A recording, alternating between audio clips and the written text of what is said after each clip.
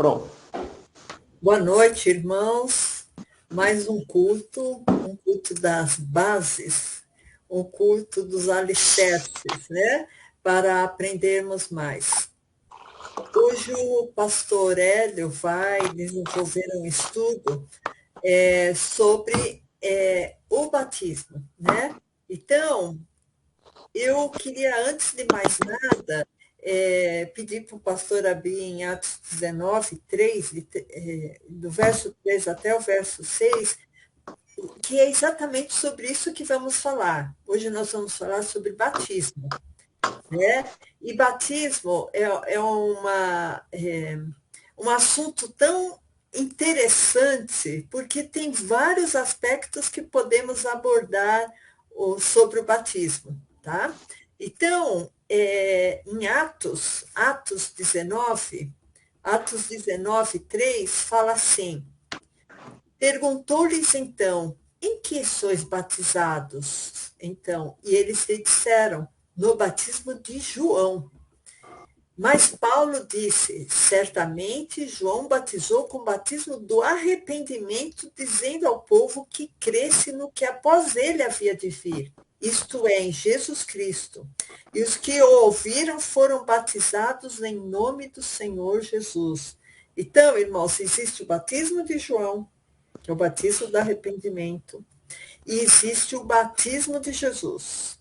E vamos ver no verso 6, impondo-lhes Paulo as mãos, veio sobre eles o Espírito Santo, e falavam línguas e profetizavam. Então, nesses 3 versículos de Atos, 4 versículos de Atos, são descritos 3 batismos: o batismo de João, o batismo de Jesus e o batismo do Espírito Santo.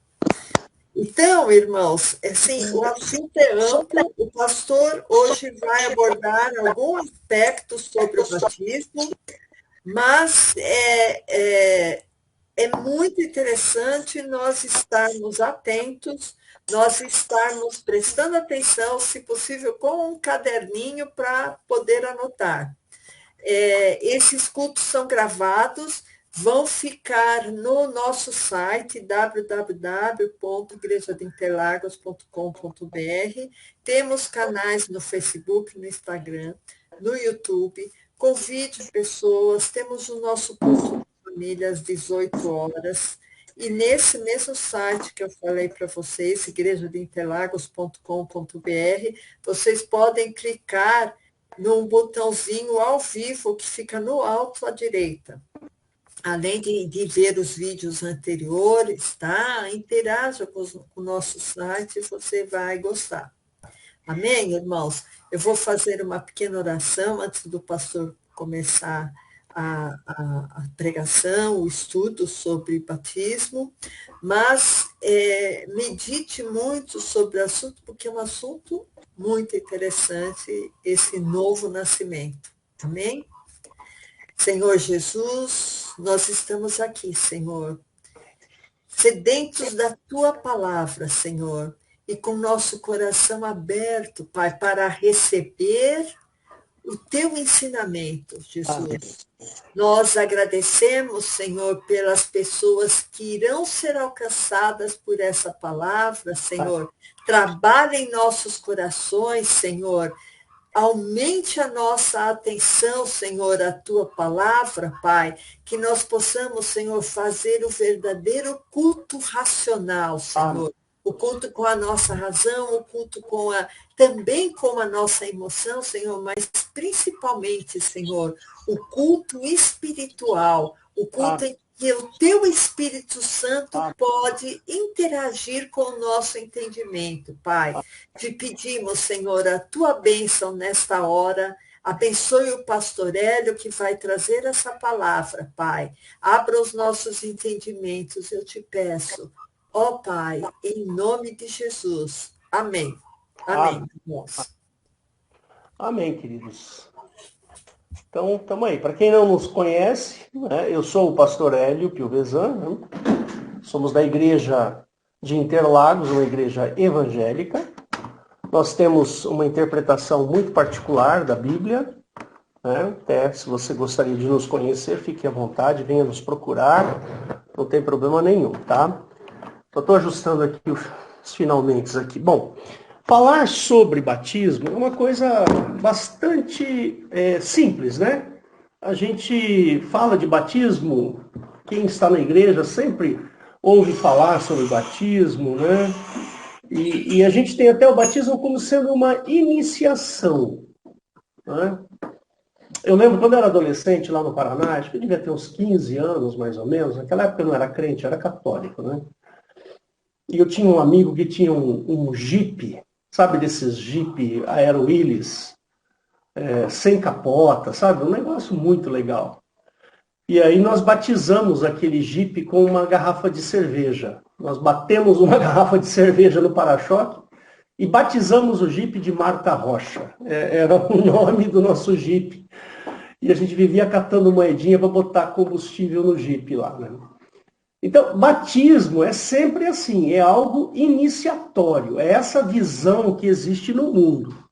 O mundo dá essa visão para a gente sobre algo iniciatório. Ah, eu quero fazer parte de uma determinada religião, quero fazer parte de um determinado grupo, quero fazer... Aí eles inventam essa história do batismo, né?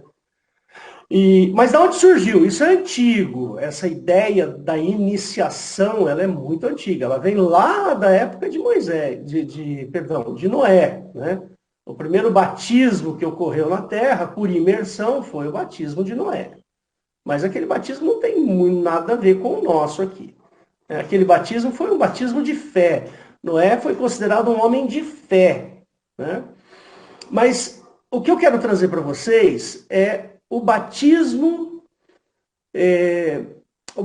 cristão. Essa é a ideia, né? Vamos entender o que é o batismo cristão, né? Para a gente poder entender o que é o batismo cristão, ó, se você tiver com lápis e caneta aí, ó, vai fazendo anotações aí, tá? Que é muito interessante isso que eu vou falar. Para a gente entender o batismo cristão, nós precisamos entender algumas coisas antes, né? Então, eu tenho pregado, inclusive neste ano, eu preguei muito sobre essas questões, que você pode procurar lá no nosso site, a melhor no YouTube, Igreja de Interlagos no YouTube, você vai encontrar várias pregações que tratam de muita coisa do que eu vou falar aqui, tá bom? Então vamos entender algumas coisas primeiro, né? Dentro do cristianismo, eu não vou me aprofundar muito, porque o objetivo não é esse. O objetivo é falar sobre o batismo, tá? Se você quiser se aprofundar, você pode procurar no nosso hall de pregações lá, que você vai encontrar esse assunto mais aprofundado. Mas vamos entender algumas coisinhas, né? Dentro do cristianismo, corpo, alma e espírito, eles são indissociáveis, não se separa corpo, alma e espírito, ok? A ideia básica do cristianismo é ressurreição e não reencarnação, como é no espiritismo. Então, nós entendemos que a ressurreição, ela é a ressurreição do corpo. Então, o corpo de Jesus ressuscitou, né? O corpo vai ressuscitar. Nós entendemos que essa ressurreição acontecerá de uma maneira muito especial. Não será da mesma maneira que nós somos agora, mas será o mesmo corpo, tá certo? Mesmo porque lá em 1 Coríntios 15, lá fala que a carne e o sangue não podem herdar o reino de Deus. Mas lá nesse versículo ele está falando de corrupção, tá certo? E de incorrupção. Esse é o sentido.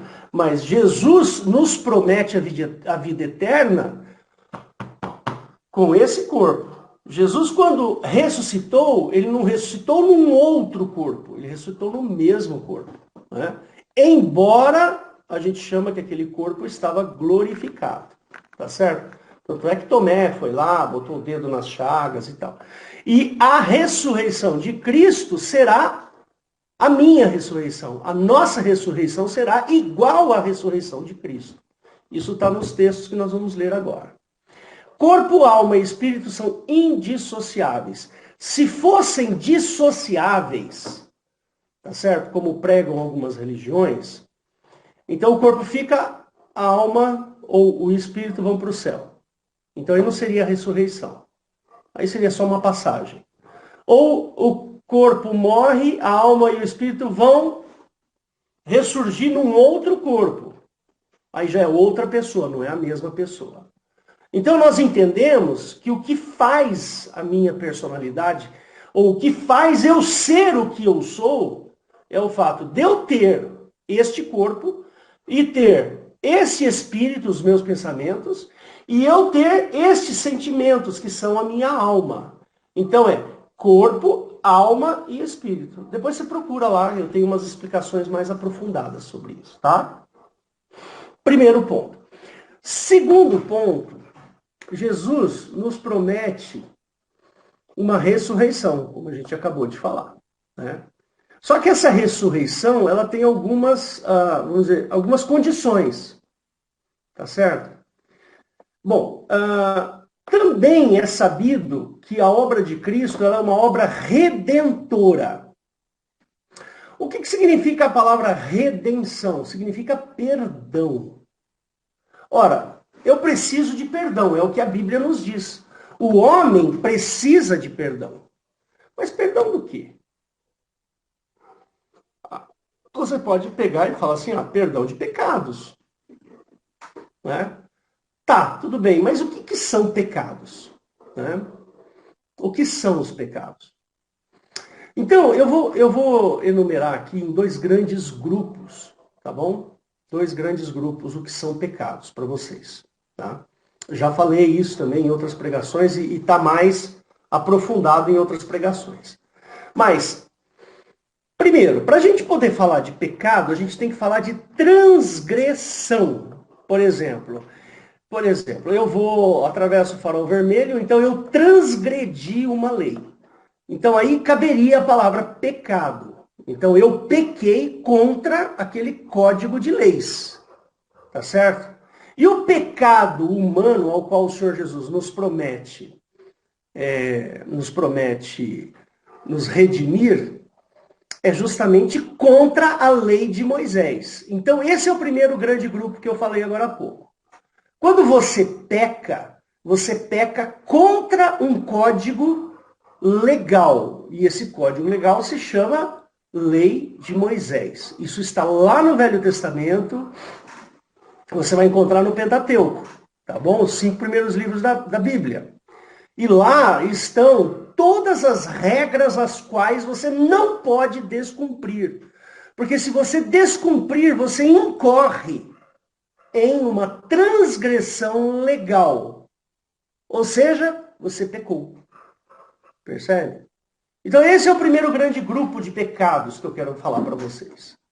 O primeiro grande grupo é quando você não cumpre a lei de Moisés. E lá na lei de Moisés, se você não cumprir, você é réu. É réu de maldições. Depois você procura, mas lá em, acho que é Deuteronômio 28 ou 29, fala de quais as maldições que você vai ter que pagar, que você vai sofrer. Então, todo aquele que não cumpre a lei e os mandamentos e as ordenanças, ele é réu de maldições. Por isso que lá em Romanos capítulo 8, ele fala assim, que não existe mais maldição. Né? Ele fala bem no começo, portanto, agora nenhuma condenação há para os que estão em Cristo Jesus e não andam segundo a carne, mas segundo o Espírito. Então, não existe mais condenação. A maldição não chega perto de quem está em Cristo Jesus. Mas qual maldição? A maldição de Jeová. Aquela maldição. Tá bom? Até poderia abrir aqui, mas eu não quero me alongar muito nisso, não. Acho que é Deuteronômio 28, não é, Eliette? Acho que é, né? Se quiser eu posso ver, acho que é Deuteronômio 28, 15. Eu já abri aqui, só abri sem querer. Deuteronômio 28, os castigos, verso 15, exatamente. Depois vocês procuram lá. Aí vocês vão ver o rol de maldições às quais você está sujeito. As maldições de Jeová. Jeová te amaldiçoa porque você não cumpre a lei e as ordenanças. Tá bom? Então, esse é. O segundo grande grupo sobre pecados é a maldade humana. Então, Jesus falou assim, um novo mandamento vos dou, que vos ameis uns aos outros, como eu vos amei. Ou seja, Jesus está dizendo neste versículo, ó, cuidado, tá? Para você não se confundir e usar aquele outro versículo que fala assim, que eu devo amar o meu próximo como a ti mesmo, né? Não é esse o versículo que Jesus fala. Jesus fala que esse daí, não vale. O que vale é amai o teu próximo como Jesus vos amou. Tá certo? Esse é o verdadeiro, esse aí. Ama o teu próximo como a ti mesmo é aquele que está lá no Velho Testamento. Esse aí eu não quero. Tá? Então, o segundo grande grupo de pecados é a maldade. E a maldade baseada, né, neste versículo. Amar ao próximo como eu vos amei. Então, se nós não amarmos o nosso próximo, significa que estaremos em pecado. Por quê? Porque a lei de Cristo é o amor. Se não houver amor, percebe? O que vai imperar é a maldade. Então, qualquer coisa que você faça e que te posicione na maldade, você vai ter um pecado. Você vai estar pecando. Jesus Cristo falou, eu sou o caminho, a verdade e a vida. Então, ele é a verdade. Então, nós temos que ser iguais a Cristo, então nós temos que ser verdadeiros, percebe? E assim vai, então eu não posso mentir. Então, aquele que ama, já cumpriu toda a lei. E eu não... Agora, se eu fizer alguma coisa que me remeta à maldade humana, isso é pecado. Por exemplo, você vai lá e mata o sujeito. Né? Você matou o cara, isso é um pecado. Você vai lá e mentiu. Ah, mentiu? Então isso é pecado. Ah, você foi lá e traiu a sua esposa. Então, isso é pecado. Por quê? Porque é falta de amor. Você não está amando. E assim vai. Tá bom? Então, esse é o segundo grande grupo. Você que almeja o batismo, que quer se batizar, você tem que pensar da seguinte maneira. Eu estou debaixo da lei de Jeová. Eu estou debaixo da maldição, porque eu não cumpro a lei. Ora, se eu não quero cumprir a lei e quero ser justificado, ou seja, não ir para o inferno, não ir para a morte, é melhor eu me batizar e ser de Cristo. Percebe? Tá bom? Lembrem-se que a morte, ela foi criada por causa do pecado. Tá? O dono da morte é aquele que a criou. Que está lá em Gênesis capítulo 2. Né? Se comeres do fruto desta árvore, certamente morrerás. Tá? Então, ali naquele momento foi criada a morte. E todos aqueles que não cumprem a lei de Jeová, eles são imputados, são colocados na morte. Ou seja, na lei da morte. E nós não queremos essa lei. Nós queremos a lei de vida, que é a lei de Cristo. Então tá aí. Essa é a minha argumentação básica sobre essa questão da obra da lei. Bom, agora eu preciso falar para você sobre a obra de Cristo, que é a obra redentora. Então o Senhor Jesus, ele fez uma coisa. Ele fez uma coisa tão incrível, mas tão legal, tão bacana, que eu vou ver se eu consigo fazer você entender o que é. Veja só, Jeová criou uma lei. Está lá no Velho Testamento. Todos aqueles que não cumprirem aquela lei estão debaixo de maldição. É o que está na lei. Perfeito? Bom, Jesus, ele queria dar um chapéu nessa lei. Ele queria dar um chapéu na lei. Como é que ele faria para dar um chapéu nessa lei? É não desobedecer em nada. Percebe? Se ele não desobedecesse a lei e fosse culpado da lei, percebe? Então significa que aquela lei perde o seu efeito. É assim no mundo espiritual. Percebe? Então vamos supor, lá está escrito assim, Não matarás. Vamos pensar, um só. Não matarás. Aí Jesus foi lá e não matou. Perfeito? Porém, ele foi julgado e culpado de ter matado.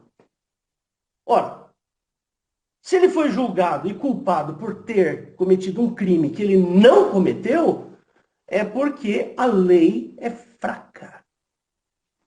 Ela é inútil. Tanto é que alguns apóstolos, ou alguns escritores lá do Novo Testamento, diz a respeito da inutilidade da lei. A lei perde o seu efeito. Percebe? Então tá aí. Eu já gastei 20 minutos. Eu preciso tomar muito cuidado com o tempo, porque o assunto é muito longo, né? Então, você está entendendo agora o porquê que é necessário a obra de Cristo? A obra de Cristo ela é necessária para inutilizar a lei. A lei criada por um Deus que queria que todos os homens morressem. Ora, a lei que está lá no Velho Testamento, lá em Deuteronômio e Levítico e tal, aquela lei ela tem um objetivo. Você pode ler lá em Romanos 4, 5, você vai ver. Um objetivo, que é escancarar o pecado. Eu só tenho conhecimento do pecado se eu conhecer a lei. É o que está em Romanos. Então fica esperto. Fica esperto. Por quê? Porque Jesus foi lá, morreu culpado de ter transgredido a lei, mas ele não transgrediu. Então, a morte de Cristo não é que ela tenha sido injusta. A morte de Cristo invalida a força daquela lei. Entendeu agora? Por isso que a obra de Cristo ela é incrível, ela é maravilhosa. Se você prestar atenção no cristianismo, você vai ver que a todo tempo, lá no Novo Testamento, você vai perceber a todo tempo que a obra de Cristo ela é uma obra que tenta, ou que tenta, não consegue no final, né? Mas é uma obra que busca invalidar a lei. E é o que Jesus faz. Percebe? Tudo bem? Até aí estamos entendidos, né? Quando Jesus sobe naquela cruz, e eu já falei isso em alguns estudos meus, depois você procura, você vai encontrar. Quando Jesus sobe naquela cruz, ele está destinado à morte. Né? Ele está destinado a ir para o inferno. Só que a morte foi criada por causa da desobediência. Percebe? Aqueles que morrem, morrem para ir para o inferno por causa da desobediência da lei. Isso é com toda a humanidade. Isso foi estabelecido no mundo espiritual. Existe aí um monte de estudos meus aí que eu fiz a respeito disso, que é lá a ordem de Melquisedeque, está tudo explicado lá. Ora, se Jesus subiu na cruz e lá ele é maldito, mas ele não comete pecado, então quando Jesus entra no inferno, o inferno não consegue segurar Jesus, porque o inferno é feito para quem pecou, para quem transgrediu a lei. E Jesus não transgrediu. Ora, como é que o inferno ia segurar Jesus lá dentro? Ele não tem o que eu sempre brinco, né? A cédula de culpa. Ele não tem o ingresso de culpa. Percebe? Então, como Jesus não pecou, como é que a morte vai segurar ele? Então, a morte regurgita Jesus. E essa, vamos dizer, esse retorno é justamente a ressurreição. Por isso que faz sentido a ressurreição de Cristo. Percebe? Faz sentido. Não tem jeito. Você vai ver Jesus sendo regurgitado do inferno. Jesus saiu do inferno. Ele não podia ficar lá. Como é que a santidade ia para um lugar amaldiçoado? Não dá. Percebe? Aí alguém pode falar assim, mas as criancinhas têm que batizar. Não, criancinha não tem que batizar, porque Jesus falou assim, delas é o reino de Deus. Ou seja, as criancinhas, elas já têm a ressurreição garantida porque elas não têm pecado. Percebe?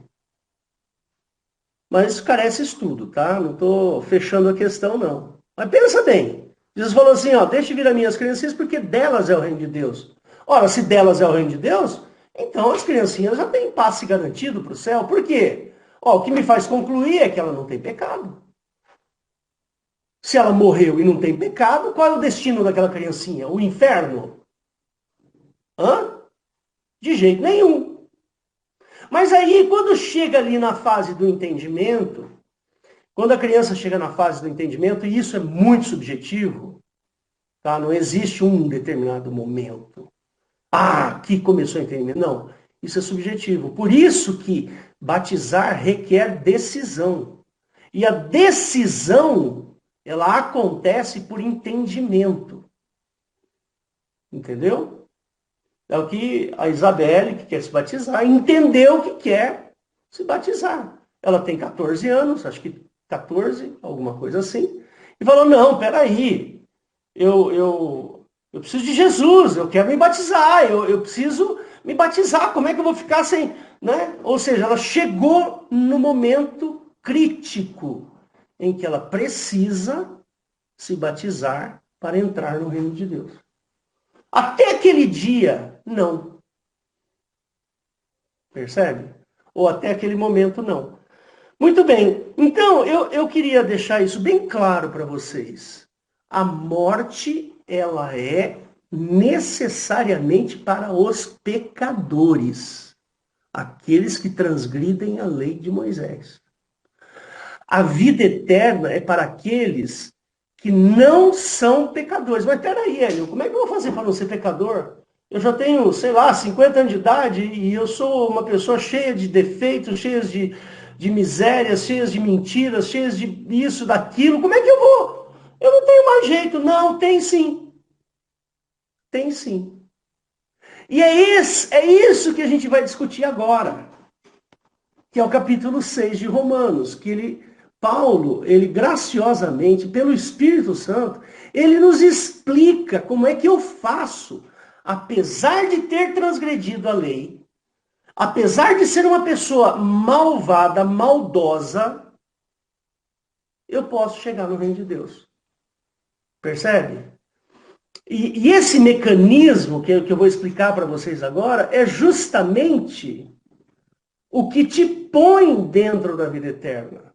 Lembra aquele versículo que tem lá em, acho que é Gálatas ou Efésios, que ele fala assim, que nos fez, acho que é Efésios, nos fez assentar em lugares celestiais? Tá? Acho que é Efésios 2, né? É isso aí. Então vamos entender. Para que? Então eu vou dar só uma préviazinha, depois a gente vai ler isso, tá? Então, Isabelle, presta bem atenção. Olha, para que a gente possa entrar no reino de Deus, eu preciso cumprir a lei, mas eu não tenho como cumprir. Percebe? Bom, se eu não tenho como cumprir, eu vou precisar de alguém que pague a conta para mim. Quem é que pagou essa conta? Foi Jesus. Ele subiu na cruz e inutilizou a lei. Deixou a lei inútil, fraca. Percebe? E Jesus diz o seguinte, aquele que crer em mim, ainda que morra, viverá. Então, peraí, para eu poder entrar no reino de Deus, eu preciso passar primeiro pela crença em Cristo. Eu preciso entender que Jesus morreu na cruz, sem pecado, e ressuscitou porque ele não tinha pecado. Então, eu preciso crer. Aquele que crer em mim, ainda que morra, viverá. Se alguém quiser procurar esse versículo aí para a gente falar aqui, eu agradeço. Tá? Mas eu queria ler aqui para vocês o capítulo 6 de Romanos, que ele dá uma descrição perfeita. Só que temos que ter uma certa abstração, porque ele usa muitas figuras de linguagem, e é aí que eu quero entrar para ajudar vocês a entender, principalmente aqueles que querem se batizar. Tá bom? Então eu vou começar a ler aqui, eu vou pôr aqui o texto para vocês. Tá bom? Vamos lá. E aí eu vou falando para vocês o que significa cada pedacinho. Então vamos lá, em Romanos capítulo 6. Tá aqui. Romanos capítulo 6. Ele fala assim, que diremos, pois? permaneceremos no pecado para que a graça abunde? Eu já tratei desse assunto aqui, ó, graça. Graça é a disposição que Deus tem em me perdoar. Então eu vou ficar pecando para que eu fique recebendo graça e graça e graça? Ele fala de modo nenhum. Então aqui começa a explicação do que é. Ele está usando no Romanos 6:1, ele está arrumando um argumento para que ele possa desenvolver o entendimento sobre batismo. Então qual é o argumento? Eu vou ficar pecando para que a graça abunde, para que eu receba perdão? Então ele fala assim, de modo nenhum. Então até esse de modo nenhum é o argumento que ele tem para começar a explicação do que é o batismo. Então ele fala assim, ó, nós que estamos mortos para o pecado, como viveremos ainda nele? Espera aí, eu estou morto. Aquele que se batiza morreu para o pecado. Mas essa frase, morreu para o pecado, morreu para a lei. Deu para entender? Porque quem é que me mostra o pecado, não é a lei? Ora, se eu estou morto para o pecado, eu estou morto para a lei. Então a lei, se ela quiser me furar, eu não vou sentir nada. Por quê? Porque eu estou morto lá para a lei. A lei não tem domínio mais. Aí ele fala assim, ou não sabeis que todos quanto fomos batizados em Jesus Cristo, fomos batizados na sua morte? Então olha aqui, agora tem uma frase importante aqui. Se você se batiza em Jesus, significa que você está sendo batizado na morte de Cristo. Ou seja, a morte de Cristo começa a valer para a sua transgressão. Então, olha, pode falar. João 11:25. Desculpa, Eliette. João 11:25. Ah, daquele lá, né? Eu já volto aqui. Vamos lá, 11:25, que ele fala, aquele que está morto, né? Aqui, ó. Eu sou a ressurreição e a vida. Aquele que crê em mim, ainda que esteja morto, viverá. Tá bom?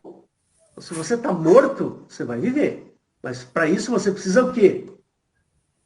Crer em Cristo. Então tá aí. Só para ilustrar aquilo que a gente tinha falado. Nós vamos voltar em Romanos 6. Então vamos lá, de novo, em Romanos 6. Ele fala assim, não sabeis que todos quanto fomos batizados em Jesus Cristo, fomos batizados na sua morte? Então vamos lá, ó. Vamos pensar que aqui batismo seja batismo de iniciação. Tá? Ó, você foi iniciado em Cristo. Se você foi iniciado em Cristo, se você exerceu a sua fé em Cristo, então você foi iniciado e exerceu a sua fé na morte de Cristo. Percebe? Ou seja, aquele que se batiza se batiza em Jesus e na morte de Cristo. Ou seja, você é... Deixa eu só fechar a partilha aqui, só para você ver cá. Tá? Só para você me ver. Olha, presta atenção. Se você for batizado... Alguém quer falar alguma coisa? Beleza. Então, se você foi batizado em Cristo, significa que você foi iniciado na sua fé em Cristo. É isso que é batismo em Cristo. Então, se você foi batizado em Cristo, você foi batizado na morte dele. Ou seja, crendo na obra de Cristo, você tem que crer na morte de Cristo. Percebe? É isso que significa o que está nessa frase. Se você foi lá nas águas do batismo e se batizou em nome de Cristo, significa que você foi colocado na cruz com Cristo. Ficou claro agora? Aquele que se batiza em Cristo é transportado espiritualmente para dentro da cruz de Cristo. Por consequência, a sua morte. Tá bom? Eu acho que essa é uma das explicações assim mais fáceis de entender. Agora vamos lá, continuando. Verso 4. De sorte, ou seja, de maneira que fomos sepultados. A palavra sepultado significa enterrado. Só que a palavra enterrar aqui não dá para usar enterrar, porque nós estamos falando de água, batismo nas águas. Sepultamento é quando uma pessoa morre, tá certo? Então morreu o sujeito lá.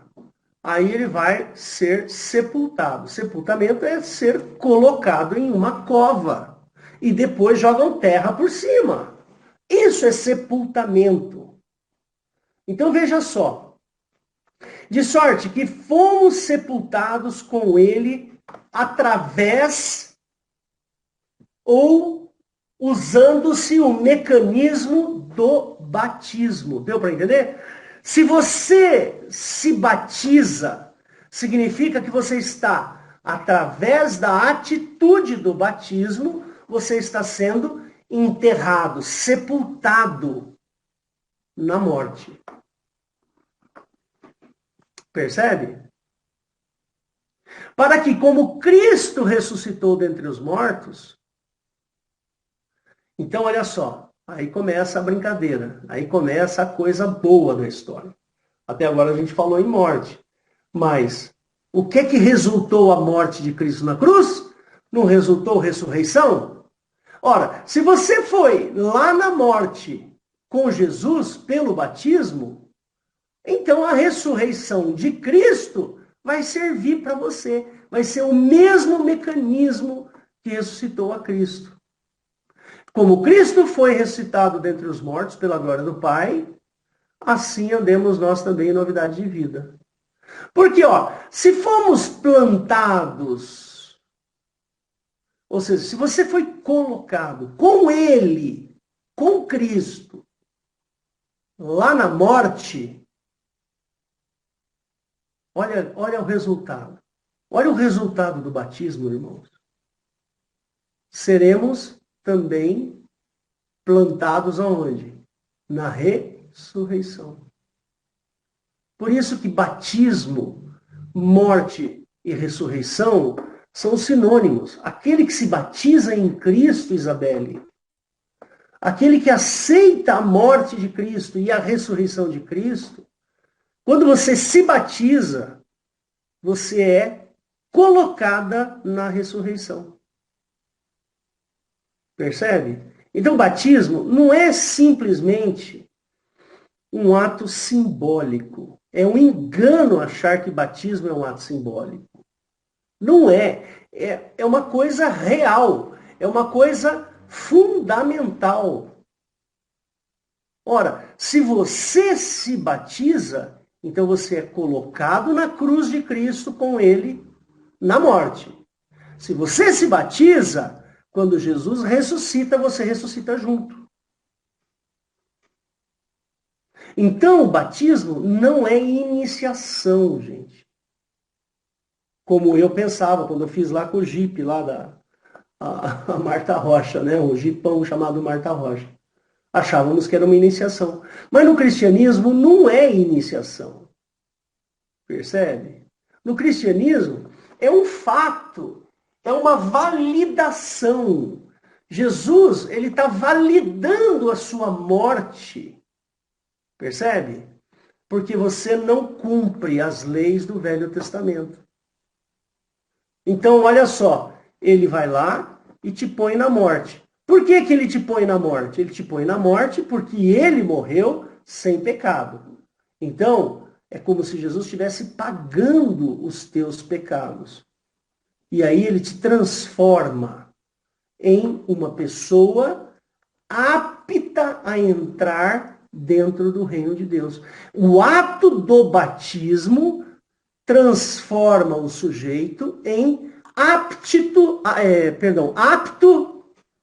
para entrar no reino de Deus. É como se você estivesse agora recebendo um ingresso. Não para entrar no inferno, mas um ingresso para entrar no reino de Deus. Percebe?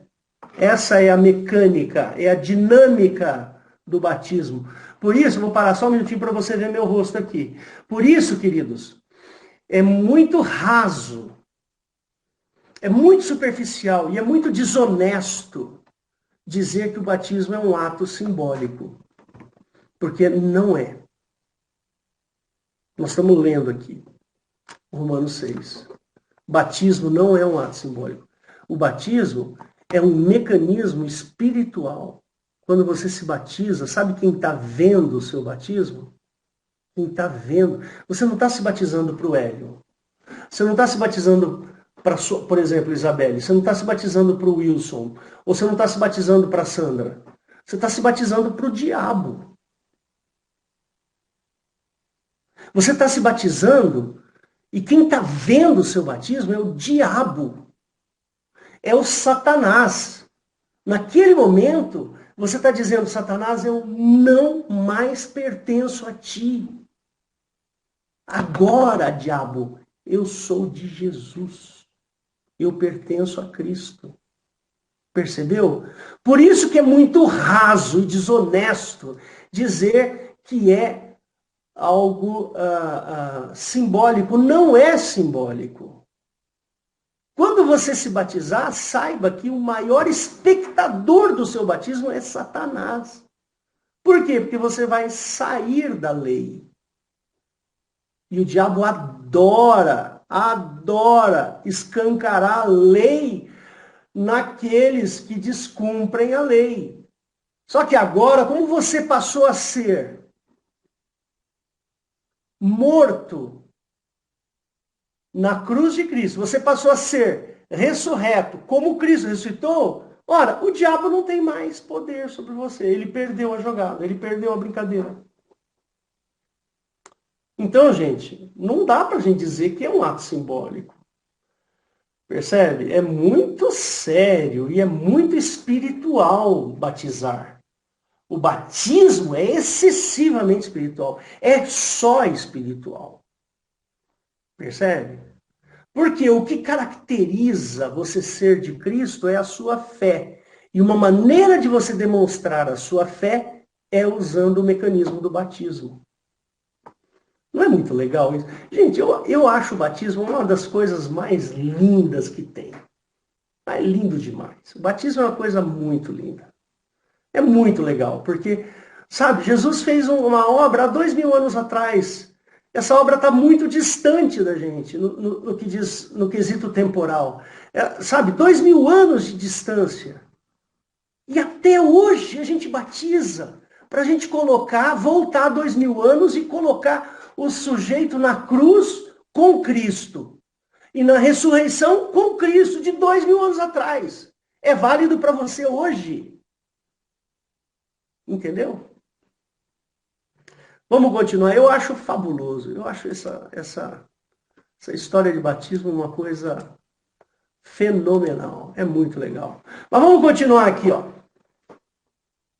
Ficou claro aqui, né? Essa história do plantado juntamente com ele, na semelhança da sua morte. Significa, você foi colocado lá. E também você vai ser colocado aqui, ó, na ressurreição.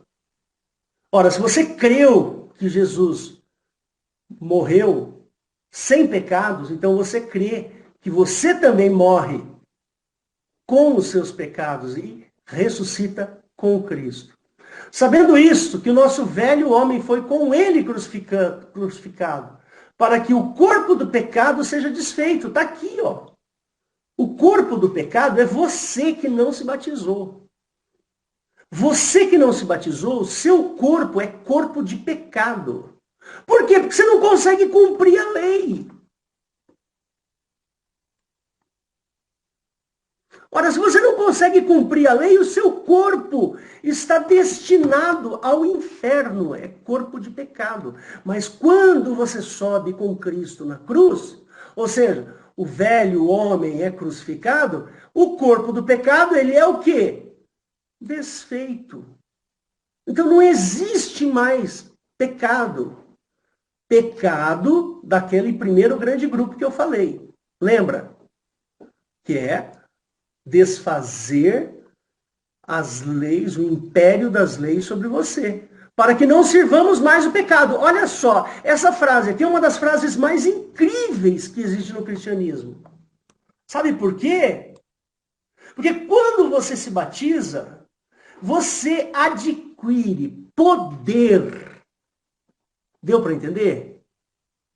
E você adquire agora vamos dizer assim, uma arma contra o pecado, que é justamente fazer aquilo que é desobedecer à lei.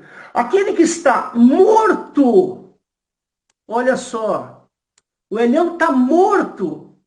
Olha, quem é que consegue pecar? Não é aquele que tem um corpo do pecado?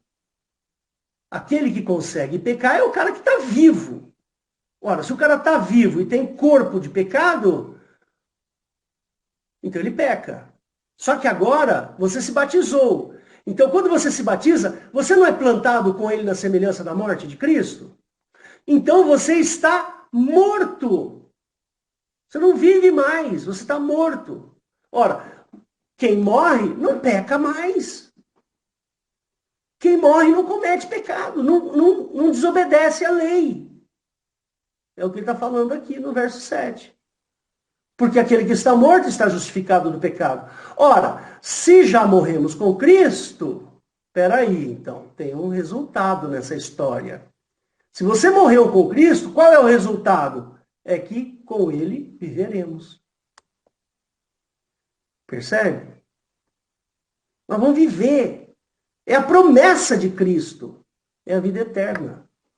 Verso 9.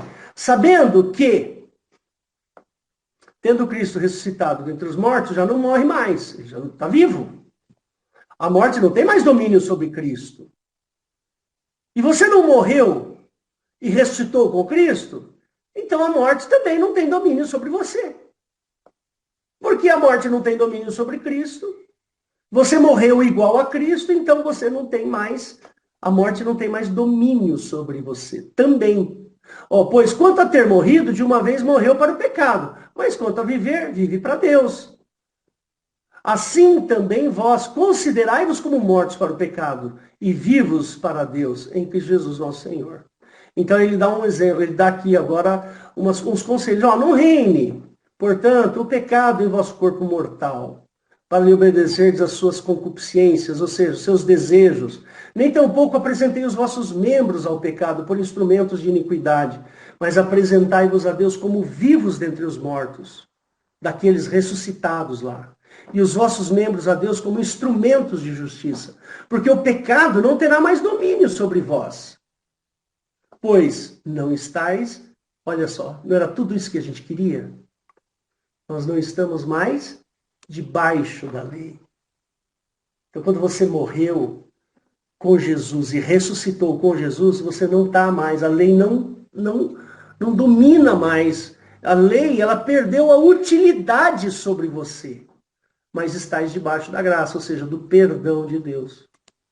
Então, queridos, é isso. Era isso que eu tinha para ler para vocês e falar. Que esse capítulo é um capítulo fabuloso, porque ele explica exatamente como funciona o mecanismo do batismo. Então, nós precisamos combater esta ideia de que batismo é símbolo. Não é símbolo. Não é. Batismo não é brincadeira. O batismo é uma maneira que Jesus instituiu para que você pudesse adquirir os direitos que Jesus também tem. Para que você pudesse adquirir a herança que Jesus tem. Para que você pudesse entrar no reino de Deus assim como Jesus entrou.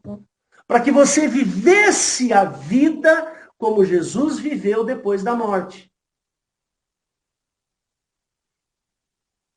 Então, meus amados irmãos queridos, quando você ver uma pessoa se batizando, você pode pôr a mão assim e falar assim: ah, diabo, perdeu mais um, hein?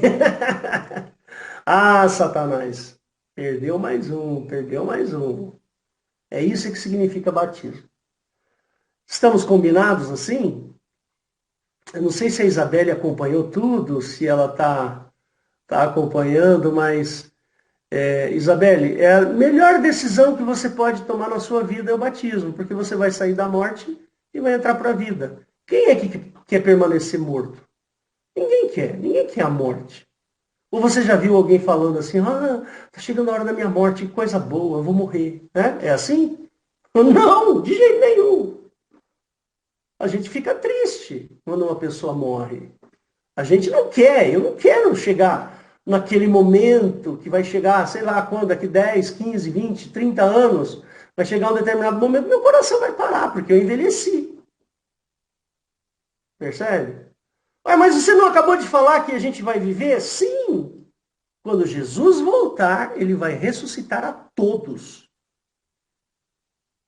E é essa ressurreição que a gente participa. Ah, mas tem que ficar esperando tanto tempo? Para quem morreu é como se você estivesse dormindo.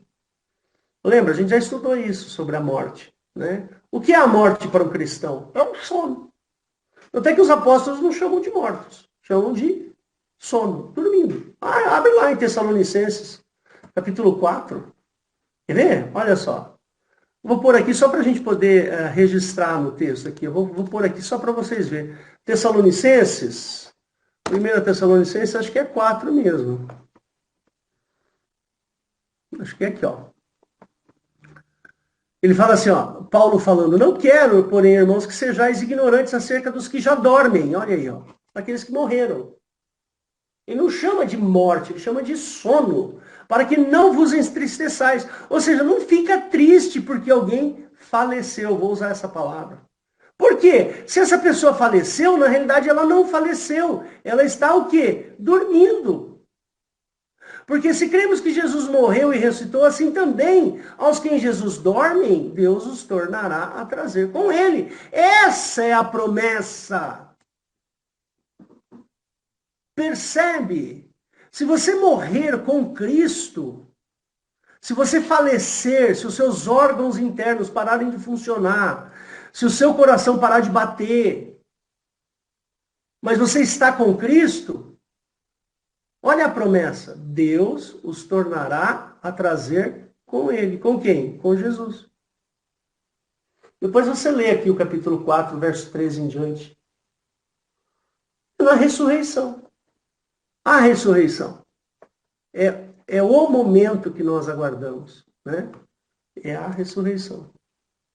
Então, meus amados irmãozinhos queridos, repense essa questão do batismo. Você foi batizado? Não sabia de todas essas coisas? Amém, agora você está sabendo.